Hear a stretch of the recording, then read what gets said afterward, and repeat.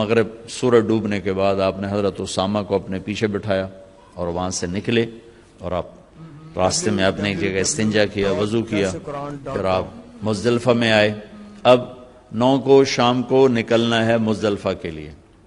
اور وہاں آپ نے پہلے مغرب کی نماز پڑھی، پھر سامان رکھوایا، پھر عشاء پڑھی، پھر آپ نے وہاں رات قیام فرمایا، اور اس رات آپ نے تہجد نہیں پڑھی، تہجد نہیں پڑھی۔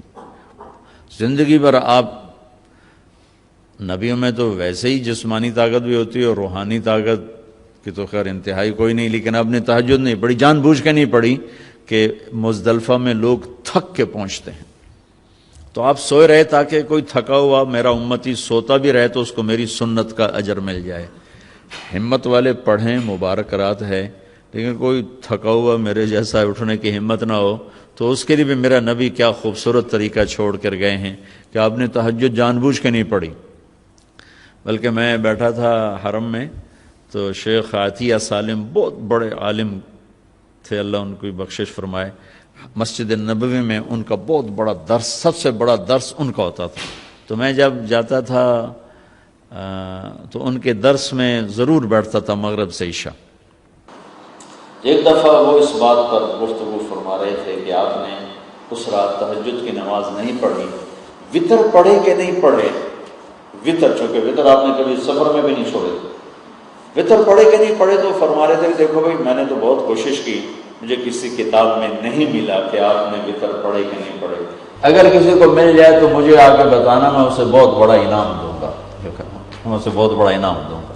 کہ لگتا ہے کہ آپ نے وتر بھی نہیں پڑھے اس رات اور سو گئے، تاکہ جو بیچارے تھکے ہارے آتے ہیں،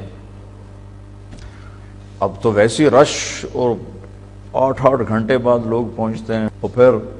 لائنیں لگی ہوتی ہیں، استنجا خانے ہوتے ہیں، بیچارے بس ایسا ہی معاملہ ہوتا ہے۔ ایک ہمارے دوست ذمہ دار، وہ گئے مزدلفہ پہنچے تو بیٹی اور بیگم ساتھ تھی، تو ان کو بٹھا کر گئے کہ میں وضو کر کے آتا ہوں، سامنے ٹوائلٹ سے، اور وہ کہتے میں نشانیاں لگا کے گیا، یوں نشانیاں لگا کے بھائی ایتھے بس کھلوتی، ایتھے اے وہ وضو دی جگہ۔ اب جب ان کو لگ گیا گھنٹے میں سارا نقشہ بدل گیا، وہاں سینکڑوں بسیں آ کے کھڑی ہو گئی، واپس آیا تھا نشانیاں ساریاں غائب، وہ ساری رات طواف ہی کر دے رہے گا، نہ بیوی ملی نہ بیٹی ملی، ان بیچاروں کو نفل پڑھنے کہاں سے یاد آئیں گے۔ تو میں قربان جاؤں، میرے نبی اپنی امت کو کیسی سہولتیں دے کر گئے، تہجد نہیں پڑھی، حالانکہ آپ کے لیے کیا مشکل تھی،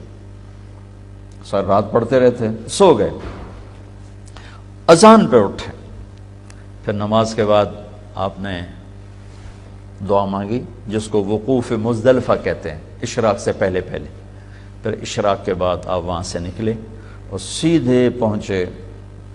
بڑے شیطان کے پاس، اونٹنی سے اترے، حضرت اسامہ نے اونٹنی پکڑ لی، حضرت بلال نے اوپر ایسے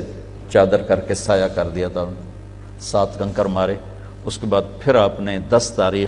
9 تاریخ والی تقریر 10 تاریخ کو دوبارہ اونٹنی پہ بیٹھ کے آپ نے وہ تقریر فرمائی،